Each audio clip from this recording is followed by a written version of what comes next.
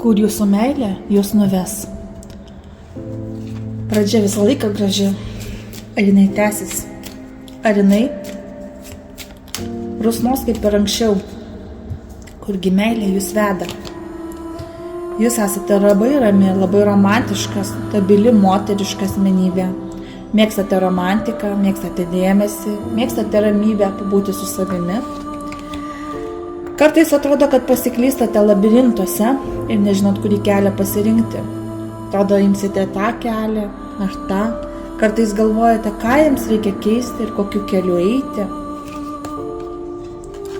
Vyras, su kuriuo esate, yra pakankamai seksualus. Jis moka save parodyti iš vyriškos pusės, o kartais ir net nesistengia, nes jis ir taip seksualus.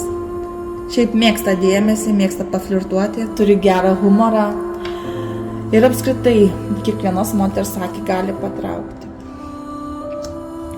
Kartais atrodo arba atsiribojate, arba santykiai jau nutrunka. Atsiribojimas tai dėl darbo įtampos, dėl jausmų.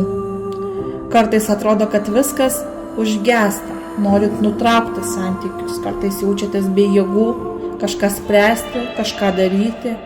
Vieniems stipriau, kitiems lengviau. Botagas parodo, kad situacijos kartojasi.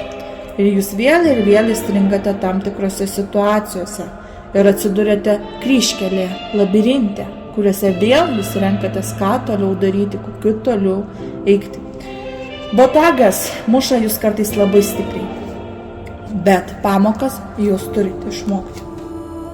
Matosi, kad čia pora arba susituokia, arba galvoja apie sužadėtuves, vestuves, įsipareigojimus.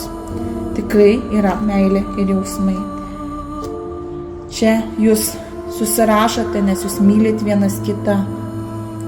Jūs labai bendraujantis kartais žmonės, būnate labai įsimokslinę žmonės, turite labai daug idėjų, galbūt labai jaučiate nuojautą. Ypač moteris.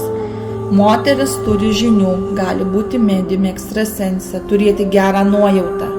Vyras, greičiausiai pridaręs daug klaidų, savo gyvenime jas kartoja, arba kartais nori atsisakyti neigiamų žalingų įpročių. Tada atsiveria jūsų seksualioji pusė, kur kartojasi problema, kad pasirinkimai, kuriuos jūs darote, jūs norite padaryti per aistrą.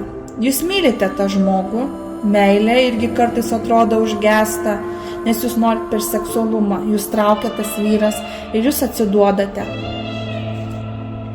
Bet turite ir priešių, arba kai kada atrodo sąjungininkai bando jumis pakišti koją. Mėnulis rodo pykčius, konfliktus, nesutarimus, kada turite labai daug svajonių, labai daug norų, kartais abejojate, kartais nujaučiate. Ir kur tie santykiai jūs nuveda? Kada kažkoks žmogus, protingas žmogus, jums pataria, ką daryti.